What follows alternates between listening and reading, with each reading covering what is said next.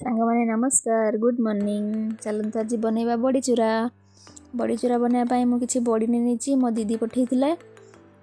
ତାପରେ ମୁଁ କରେଇଟାକୁ ଟିକେ ଗରମ କରିନେଇଛି। ତାପରେ ସେଥିରେ ଟିକେ ତେଲ ପକେଇଦେବି। ତେଲ ଗରମ ହେଇଗଲା ପରେ ମୋ ବଡ଼ିକୁ ପକେଇଦେବି। ତାପରେ ଧୀରେ ଧୀରେ ତାକୁ ଭାଜିବି। ଭାଜିଲା ପରେ ସେ ଟିକେ ଲାଲି କଲର୍ ହେଇ ଆସିବ। ଲାଲି କଲର୍ ହେଇଯାଉଛି ଆମର ବଡ଼ି ଧୀରେ ଧୀରେ। ତାପରେ ମୁଁ ତାକୁ ତାଟିଆରେ ବାହାର କରିକି ରଖିବି। ରଖି ସାରିଲା ପରେ ଏବେ ହେମଦସ୍ତା ମୁଁ ନେଇକି ହେମଦସ୍ତାରେ ବଡ଼ି ଗୁଡ଼ାକ ପକେଇଲି। ପକେଇ ସାରିଲା ପରେ ଟିକେ ଲଙ୍କା ପକେଇଦେବି କାଟିକି, ଟିକେ ଚୁନ ଚୁନ କରିକି ପିଆଜ କାଟିକି ପକେଇଦେବି, ଟିକେ ଲୁଣ, ତାପରେ ଟିକେ ସୋରିଷ ତେଲ ପକେଇକି ମୋ ବଡ଼ିକୁ ବଢ଼ିଆ ସେ ଦରଦରା କରିକି କୁଟିଦେବି। ଏତେ ସୁନ୍ଦର ବାସ୍ନା ଆସୁଛି କୁଟିବାର ବଡ଼ି ଭିତରୁ। ୱାଓ, ଏମିତି ହେଇଗଲା ଆମର ବଡ଼ିଚୁରା। ଚାଲନ୍ତୁ ଏବେ ଖାଇବା ବଡ଼ିଚୁରା ସହିତ ପଖାଳ, ଜମିଯିବ ଆଜି।